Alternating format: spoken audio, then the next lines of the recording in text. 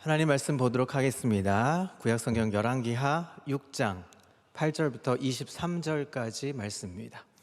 열왕기하 6장 8절부터 23절까지 말씀입니다. 천천히 제가 봉독하겠습니다.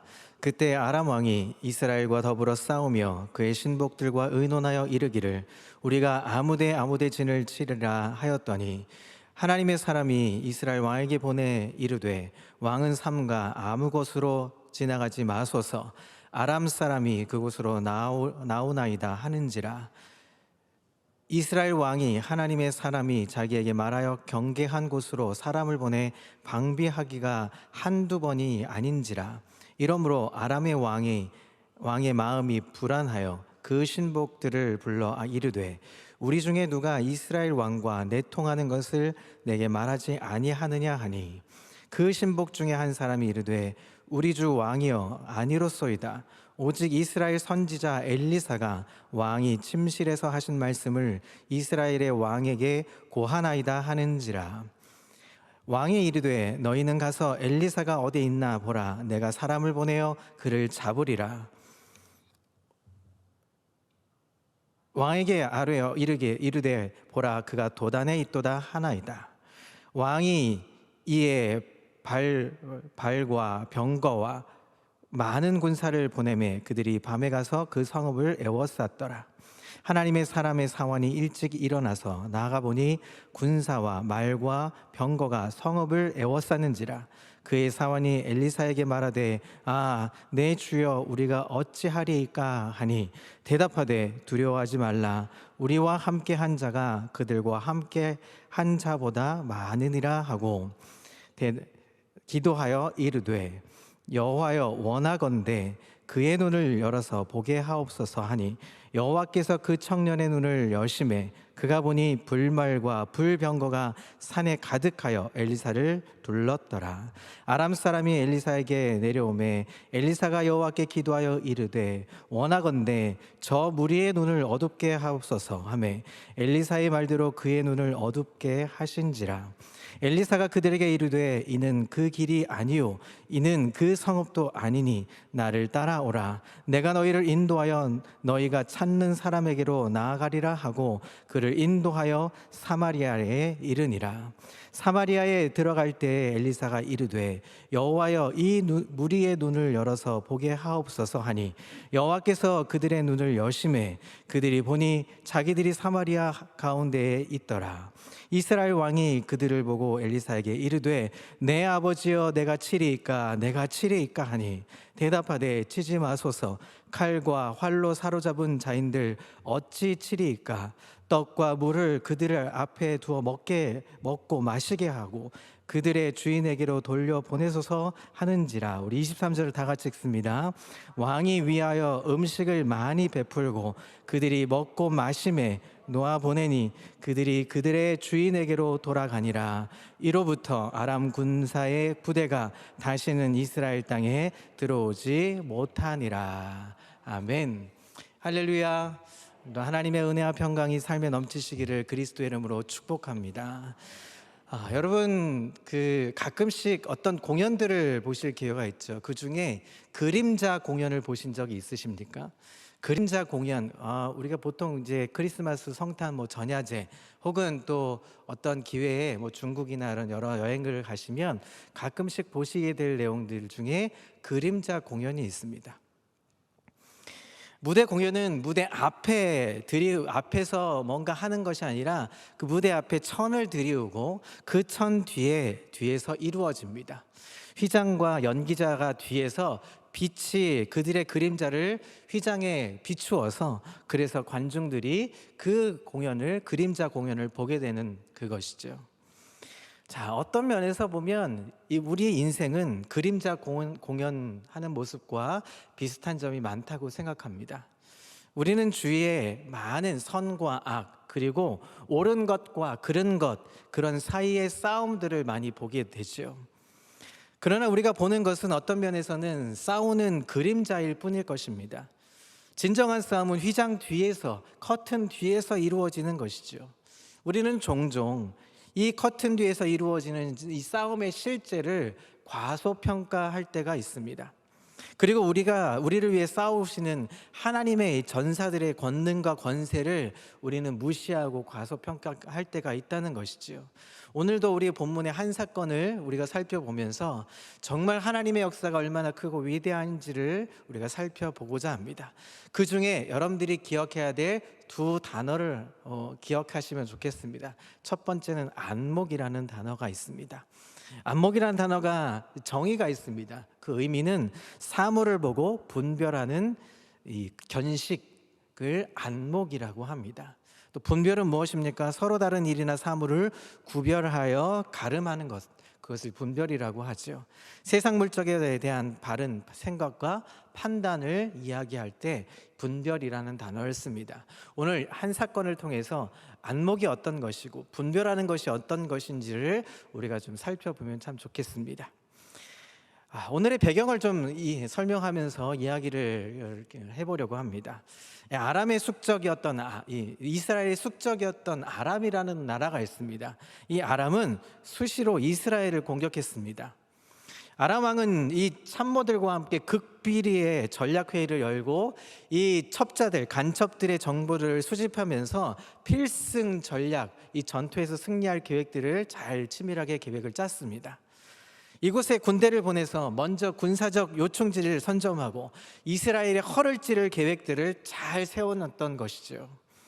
그런데 선지자 엘리사가 그때마다 이스라엘 왕에게 이 아람의 작전 계획을 알려줍니다. 그래서 번번이 아람의 이 작전 계획이 틀어지고 실패하는 상황들이 계속 반복이 됩니다. 왕과 이 핵심 참모들이 몇 사람이 극비리에 아주 중요한 곳, 아주 은밀한 곳에서 극비리에 의논하고, 그래서 전광석화 같은 처럼 이 군대를 보내서 움직여서 이제 전쟁에서 승리할 계획을 다 짰는데, 항상 이스라엘 군대는 귀신같이 그것을 알아서 그 자리에 진을 치고 대비를 한다는 것이죠. 그래서 아람 왕의 입장에서 보면 막 기가 찰 노릇입니다. 어떻게 그렇게 잘 알고 딱 그 허를 찌를 계획까지도 다 알고 이미 준비하고 대비해 놓는 이스라엘 군대를 보면서 미칠 노릇이었습니다. 자, 처음엔 우연의 일치라고 생각했습니다. 이것이 우리 계획이 어떻게 보면 좀 맞아 떨어질 수도 있겠다라는 생각도 해보죠. 그런데 성경에 보니까 한두 번이 아니었다라고 얘기합니다. 자, 11절에 보니까 아람 왕의 마음이 어땠는지, 아람 왕의 마음이 불안하였다라고 얘기합니다. 이 불안하였다라는 이 표현은 원문에 보면 화가 나고 답답하고 힘들었다라는 뜻을 갖고 있습니다. 여러분 생각해 보십시오. 얼마나 답답하고 화가 나고 힘들었겠습니까? 번번한 계획들이 정말 이제 저 이스라엘 땅을 좀 삼킬 걸 생각하고 점령할 걸 생각하고 계획을 다 짜는데 번번이 실패하면 얼마나 화가 치밀어 올라오겠습니까? 그래서 화가 난 나머지 혹시 우리 중에 이 참모들 중에 이스라엘 편에 서서 스파이 노릇을 하는 이중첩자는 없는지 묻습니다. 너희들 혹시 이중첩자 아니야? 너 이중첩자 아니야? 물어봅니다. 마치 최첨단 도청 장치를 깔아놓은 것처럼 이쪽에서 아주 최고의 지도부가 극비리에 회의한 내용들을 저들이 어떻게 속속들이 알아서 그렇게 대비를 할 수 있는가? 정말 생각하면 생각할수록 화가 치밀어 오릅니다. 하지만 아람 왕의 이 참모들 중에도 똑똑한 자가 있어서 문제의 원인을 정확하게 짚어내기 시작합니다. 이스라엘의 선지자 엘리야라는 사람이 있는데, 이 엘리사가 왕이 침실에서 한 말까지도 정확하게 알아서 이스라엘 왕에게 고한다고 합니다. 자, 이 얘기를 하면서 이제 전개가는 모습을 보면 엘리사는 그 당시에 꽤 많이 알려진 인물이었을 겁니다. 그래서 엘리사의 명성이 아람까지에게도 널려 알려졌기 때문에 그 신하들 중에, 참모들 중에 한 사람이 이런 얘기를 했던 것이죠. 하지만 엘리사가 무슨 힘이 있어서 아람 왕의 은밀한 그 침실에 앞에 서서 전략회의를 듣고 그 얘기를 이스라엘 왕에게 고할 수 있었겠습니까? 자, 9절에 보니까 이런 이야기를 합니다. 하나님의 사람이 이스라엘 왕에게 보내라고 쓰여져 있습니다. 이것은 어떤 것이냐? 하나님께서 아람 왕의 악한 전략 회의 내용을 엘리사에게 직접 다 알려주었던 것입니다. 사랑하는 성도 여러분, 이 영적 이 법칙을 모르니까 아람 왕은 어떻습니까? 혼란스럽고 화가 났던 것이죠. 나라를 지키는 진정한 힘은 어디서 옵니까? 군사력에서 오는 것입니까? 아니면 정치가들이 하는 이 정치를 하면서 나라의 힘이 지켜지는 힘이 거기서 오는 것일까요? 아닙니다. 그것은 바로 기도하는 사람들의, 하나님의 사람들이 있기 때문에, 분별력을 가지고 영적인 분별력이 있고 성령 충만한 사람들이, 기도하는 사람들이 있기 때문에 나라는 망하지 않고 지켜주시고 인도함 받는 것입니다. 그들의 기도와 순종과 지혜를 통해서 하나님은 나라를 지켜주시고 이끌어 가신다는 것입니다. 어떤 악한 세력도 음모도 다 괴멸되는 것입니다. 우리 대한민국 조국이 어떻습니까?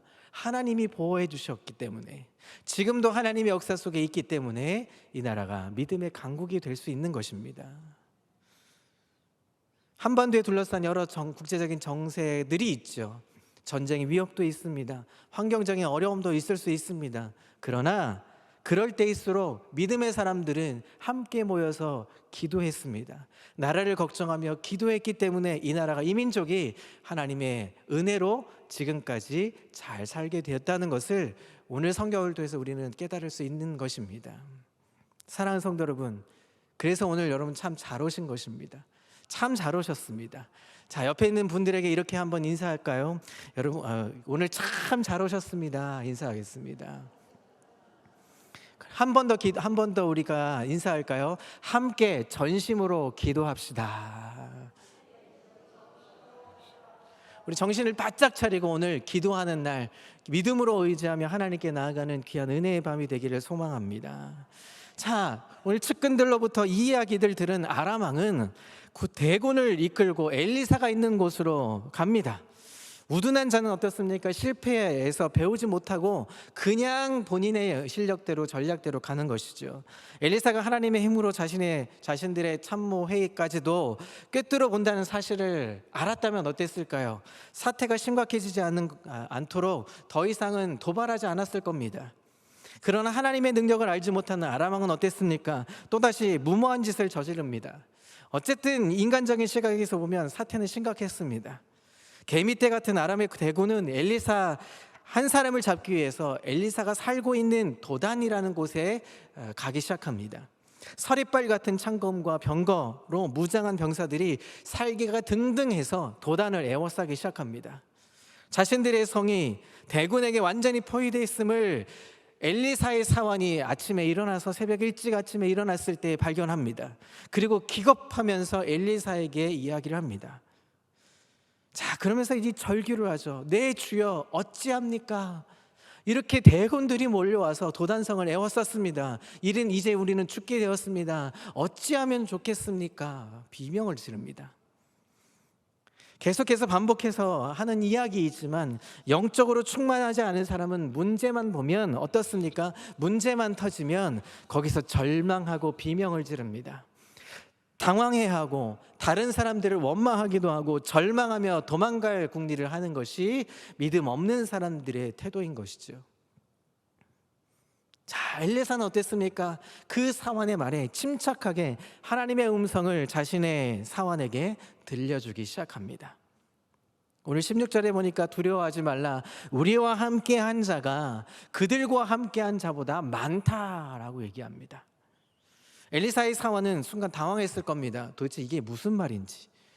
여러분, 지금 도단에 에워싸 있는 수많은 대군들을 보면서 당황하지 않고 뭐라고 얘기합니까? 두려워하지 마. 지금 우리와 함께한 자들이 있어. 근데 그 함께한 자들이 저 대군들보다 훨씬 많아. 아니, 지금 안 보이는데 뭘 얘기하는 겁니까 도대체? 무슨 말인지 전혀 알아듣지 못하는 이 사환에게 엘리사가 이제 기도하면서 하나님께 외칩니다. 그 순간에 그 기도의 응답대로 엘리사의 사원에게 영적인 눈이 열리기 시작합니다. 그래서 인간적인 수준에서 머물러 있을 때는 전혀 보이지 않던 이 영적인 세계 차원의 새로운 세계가 눈에 활짝 펼쳐진 것이죠. 그 순간 성경에 나와 있지 않지만 사원은 이렇게 외쳤을 겁니다. 할렐루야 하면서 외치면 포위당한 건 우리가 아니라 엘리사와 우리 모리 도단의 성에 있는 성 사람들이 아니라 오히려 아람의 군대였구나, 그것을 알게 됐다는 것이죠. 포위당한 건 우리가 아니다, 어둠의 세력들이다.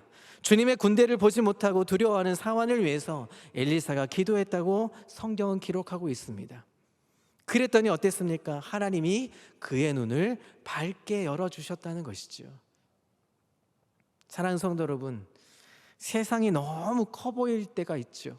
세상의 것이 너무 커 보여서 나는 작고 세상의 것은 너무 커서 내가 초라해 버릴 때가 있죠. 내가 힘들 때가 있죠. 바로 그때가 기도할 때라는 것을 잊지 마시는 저와 여러분 되시기를 소망합니다. 주님이 작아 보일 때가 있습니다. 하나님이 크고 위대하신 하나님, 전능하신 하나님이 내 이 작은 것도 이루어주지 못하신 걸까 하면서 주님이 작아 보일 때가 있습니다.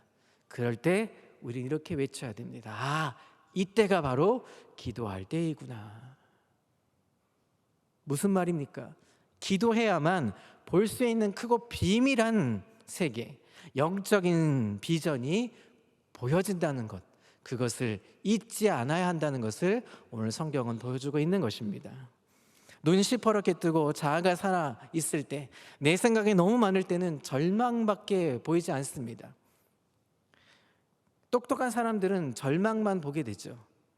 자, 그래도 절망을 잘 봐야 합니다. 절망을 보면 어떤 일이 생깁니까? 아, 기도해야 하는구나. 절망 앞에 서면 이제 기도할 때이구나 라는 걸 감지하게 되는 것이죠. 그것이 영적인 세계를 볼 수 있는 사람이라는 것입니다. 주님이 보이기 시작합니다. 기적이 일어납니다. 소망이 생기는 것입니다. 나를 둘러 진치고 있는 하나님의 군대가 보인다는 사실을 기억하시기를 그리스도의 이름으로 소원합니다. 오늘, 지금, 당장 하나님만 꼭 붙잡는 귀한 날이 되시기를 소망합니다. 그래서 잘 오신 것이죠. 오늘 잘 오신 겁니다. 지금 당장 이 순간 하나님을 붙잡고 있으면 하나님은 크고 비밀한 은혜를, 영적인 눈을 밝게 비춰주실 것입니다. 어떤 환난에서도 하나님이 보호해 주실 것입니다. 지금 이 순간 영적인 세계를 보는 축복 있는 하나님의 사람들 되시기를 그리스도의 이름으로 축복합니다. 자, 엘리사는 어떻습니까? 이어서 계속 기도하기 시작합니다. 몰려오는 아람 군대의 눈이 잠시 어두워지게 해달라고 기도를 하기 시작합니다. 그 즉시 하나님께서는 그 기도대로 응답해 주셔서 아람 대군의 눈을 잠시 안 보이게 만들어 버립니다. 엘리사는 자신의 안전만이 아니라 아람 병사들의 생명도 보존하고자 했던 의도가 있었던 것입니다. 엘리사가 그들의 눈이 어둡게 한 것은 단지 아람 군대에게 하나님의 능력을 보여주고 싶었던 것입니다. 원수 같은 아람의 이 정예부대, 이 대군들을 앞에 제 발로 함정에 굴러온 들어온 셈이라, 자, 이스라엘 왕은 어땠을까요? 자, 이 대군들이 몰려왔을 때 당황하고 힘들어하면서 어떻게 해야 될지 모르고 막막하고 있을 때 반대로 어땠습니까? 대군들의 눈이 멀어져서 그들을 지금 어떻게 이끌고 옵니까? 사마리아 한복판, 도성의 한복판으로 지금 이끌어 왔습니다. 그랬더니 이스라엘 왕은 어땠습니까? 흥분해서 엘리사에게 이렇게 얘기합니다. 네 아버지여, 내가 치리이까? 내가 치리이까? 2번 반복을 합니다. 영국퍼서 반복한다는 것은 그만큼 흥분했다는 것입니다. 저 대군이 눈이 멀어서 지금 완전히 우리가 포위해서 저 한 번에 싹 쓸어버릴 수 있는데 어떻게 합니까? 우리가 치면 좋겠습니까? 묻고 있는 것이죠. 엘리사의 허락을 구했다기보다는 확인하고 싶었던 것입니다. 군사적 시각에서, 아니 상식적으로 봐도 적군을 공격해서 전멸시키는 것이 당연하지 않겠습니까? 왜냐하면 살려둬서 보내면 어떨까요? 다시 우리 이스라엘 땅을 공격할지도 모르고 보복할지도 모르는데 저 완전히 무너뜨려서 오히려 우리가 우리의 어떤 살기 등등한 모습을 좀 보여줘야 되지 않을까? 그것은 아마 상식적으로 당연할 수 있는 이야기일 수 있습니다. 그래서 왕도 아람 왕처럼 영적인 분별함이 전혀 없었던 왕으로 비춰주고 있는 것입니다. 엘리사가 그 고생을 해가면서 아람 군대를 사마리아 성까지 데려온 목적을 제대로 이해하지 못했습니다. 하나님이 주신 축복을 극히 인간적으로 해석했던 것이죠. 엘리사는 이스라엘 왕을 말리면서 이렇게 말합니다. 칼과 활로 사로잡은 자라도 함부로 죽여서는 안 되거늘 어찌 하나님의 능력으로 포로된 자를 죽이겠습니까? 아람 왕이 대군이 이렇게 제발로 이스라엘의 포위망에 들어온 것은 결코 이스라엘 군대의 힘이 아닙니다. 이스라엘 왕의 힘이 아니라는 것입니다. 오로지 하나님의 은혜 때문이었다는 것을 보여주고 있습니다. 따라서 하나님의 은혜로 주신 이 선물을 인간적인 방법으로 처리해서는 절대 안 됩니다. 우리도 살다 보면 어떻습니까? 전혀 우리의 노력도 아니고 순수히 하나님의 은혜로 그 굴러온 복을 누릴 때가 있죠. 그렇게 되면 어떻습니까? 그 굴러온 복을 누리게 될 때 우리는 이렇게 반응을 합니다. 내 것인 것처럼 착각하고 함부로 인간적인 모습으로 반응할 때도 있습니다. 그러나 그렇게 해서는 안 되는 것이죠. 뜻밖의 축복에 왔을 때 이것은 분명히 하나님의 심오한 뜻이 있겠구나 하는 것을 우리가 깨달아야 하는 것입니다. 그래서 엘리사는 어떻습니까? 오히려 그들에게 친절히 베풀어서 음식을 먹이게 하고 그들을 순순히 돌려보낼 것을 이야기합니다. 자, 이 일로 아람 군대는 어떤 변화가 있었을까요? 이스라엘 하나님의 능력과 자비를 분명히 알게 되었다는 사실입니다. 자, 엘리사의 목표는 어떤 것입니까? 단순히 자기의 생명을 건지는 것이 아니었습니다. 그리고 아람 군대를 죽이는 것도, 전멸시키는 것도 아니었습니다. 엘리사는 아람과 이스라엘 모두에게 하나님은 어떤 분이시다, 하나님은 크고 위대하고 능력이 많으신 분이시다 하는 것을 보여주고자 했던 것입니다. 하나님의 크신 사랑을 느끼게 해주고 싶었던 것입니다. 그래서 그들이 모두 변화를 받아서 하나님의 사람이 되게 하는 것이 최근국적인 목표로 삼았던 것이죠. 하나님의 사람이 악을 이기는 방법은 똑같이 악으로 갚는 것이 아닙니다. 물론 성경에도 눈은 눈으로, 이는 이로 이런 내용이 있죠. 그러나 성경의 기본적인 기준은 어떻습니까? 미움은 사랑으로 이겨야 한다. 다툼은 용서로서 이겨야 하는 것이다. 그것이 바로 예수님께서 하셨던 방법이라는 것입니다. 자기를 못 박은 자들까지도 용서하시는 그 십자가의 사랑, 그 사랑 때문에 우리가 구원을 받게 되는 것이죠. 엘리사에게 예수의 영, 하나님의 영이 임했기 때문에 이것을 알고 그렇게 복음을 전했던 것입니다. 자, 오늘 성경은 구약 성경의 하나님께서 이제 신약 성경의 하나님과 똑같은 분이시라는 사실을 상기시키면서 대조점으로 이야기하고 있습니다. 자, 엘리사 때부터 몇백 년 뒤에 다른 사람들이 하나님께로부터 온 선지자의 원수들이 한 사람에게 초점을 맞추어서 맞춘 것처럼 우리의 영혼의 원수도 공격의 초점을 한 사람 예수님에게 맞추었다는 것입니다. 예수님 어떤 분이십니까? 12영 더 되는 천사들을 뜻대로 움직일 수 있는 분이셨습니다. 하나님이셨기 때문이죠. 그런데 그분이 자신을 도와달라고 그들을 부르지 않습니다. 그 대신에 그분은 홀로 악의 군대와 맞서서 싸워서 전투에서 승리하고 이기시죠. 예수님은 그런 분이셨습니다.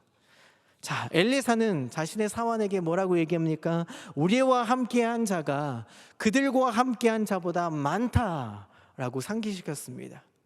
자, 신약시대에 와서 사도 요한도 이제 요한일서 4장에 보면 교회에게 속한 크리스찬들에게, 기독교인들에게 이렇게 외칩니다. 너희 안에 계신 이가 세상에 있는 이보다 크다라고 얘기합니다. 어떻게요? 우리 안에 계신 하나님이 우리 안에 계신 이가 세상에 있는 사람들보다 더 크고 위대하다라는 것을 보여주고 있다는 사실이죠. 사랑하는 성도 여러분, 잠시 아람 군대의 입장에서 한번 생각해 보십시오. 공포에 떨면서 지금 눈이 멀어서 엘리사에게 도움을 요청하면서 겨우겨우 붙들고 이렇게 아마 열을 이루어서 겨우 사마리아에 도착했을 겁니다. 얼마나 무서웠겠습니까? 눈을 떴더니 어떻게 됩니까? 지금 도시 한복판에 이제 적군이 있는, 반대로 이스라엘 군이 있는 한복판에 여러분 와 있다고 생각해 보십시오. 얼마나 당황스러웠겠습니까? 얼마나 무서웠겠습니까? 이제 우린 그냥 꼼짝없이 죽는구나, 이 생각밖에 없었을 겁니다. 아니, 죽을 때 죽더라도 그냥 쉽게 좀 죽었으면 좋겠다, 단칼에 죽었으면 좋겠다, 이렇게 생각했을지도 모를 겁니다. 그런데 반대로 그들이 존중히 여기고 존중히 환대를 받게 됩니다. 그리고 원수의 목전에서 잔치를 즐겁게 받으면서 그리고 고국으로 다시 송환되어 갑니다. 자, 이 사건 하나님의 천국잔치와 같은 모습 보이지 않습니까?